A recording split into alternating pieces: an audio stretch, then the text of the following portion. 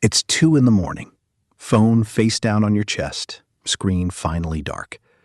And for the first time all day, nothing is happening. No notifications, no noise, just the ceiling, your own breathing, and a feeling that wasn't here an hour ago.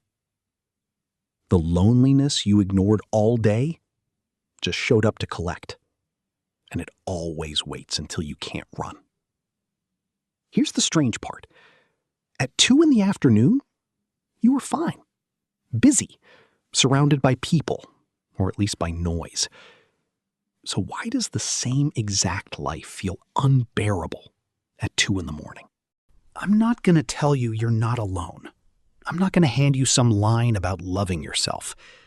I'm going to tell you what late-night loneliness actually is, why it hits hardest in the dark, and 3 things, grounded in Stoic practice, that genuinely help when the silence gets loud.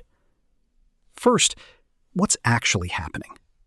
Loneliness doesn't grow at night. It just stops being drowned out. All day you had distractions. Work, screens, the gym, other people's problems. None of that was solving anything. It was just noise, loud enough to cover a quieter signal. So when the noise drops at 2 a.m., you're not suddenly more alone. You're just finally able to hear how alone you already were. And here's what most men get wrong about that moment. They think the feeling is the enemy.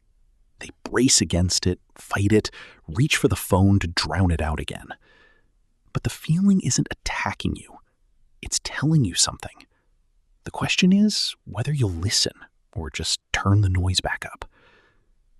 Marcus Aurelius wrote his private journal at night, alone, by lamplight. The original 2 a.m. spiral. Except he picked up a pen. So the first thing that genuinely helps? Name it. Out loud, if you can. Not, I'm broken. Just the plain fact. Right now, I feel alone. It's 2 a.m. and feelings are loudest in the dark. That sounds too simple to matter. It isn't. Naming a feeling moves it from the part of your brain that panics to the part that thinks. You're not fixing it. You're refusing to be ambushed by it. But naming it only gets you so far, because the next thing the silence does is start telling you stories. And those stories are where men actually get hurt. At 2 a.m., I feel alone tonight. Quietly becomes, I will always be alone. One of those is a fact about a Tuesday. The other is a prophecy your tired brain invented.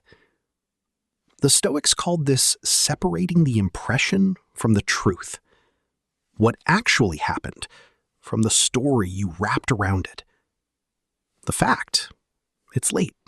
You're tired. You feel the ache. The story, this is permanent. This is who you are. No one would even notice. So the second practice. Every time the silence hands you a sentence with always or never or no one in it, catch it. Say it back plainly. That's the 2 a.m. talking, not the truth. And once you've quieted the story, there's one more thing. The thing that actually carries you to morning. And it isn't a thought at all. You cannot think your way out of 2 a.m. The mind that's spiraling is the same mind trying to solve the spiral. So you stop arguing with it, and you change the input. Sit up, both feet flat on the floor. Drink a full glass of water, slowly. And if you can, step outside for 60 seconds, even just the doorway. Feel the air change temperature on your skin. This isn't a distraction. It's the Stoic discipline of returning to the body, to the present, to the one moment you actually live in. Loneliness lives in the imagined past and the feared future. But cold water and a flat floor live in right now. And right now, you're okay.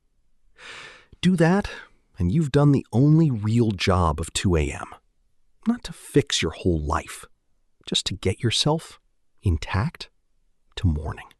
So when it comes to collect tonight, remember 3 things. 1.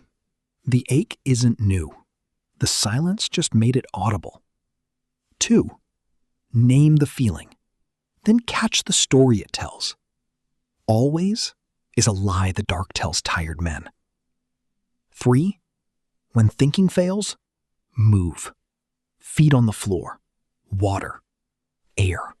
The loneliness will still knock at 2 a.m., but you don't have to answer it as the man who's afraid of it. You can answer it as the man who knows exactly what it is and exactly how to walk it to morning. If tonight felt like it was written for you, subscribe and stay. We sit with the hard, quiet things here, one seed at a time. And before you go, what's the one thing that actually gets you through 2 a.m.? Leave it below. Someone scrolling at 2 a.m. tonight needs to read it.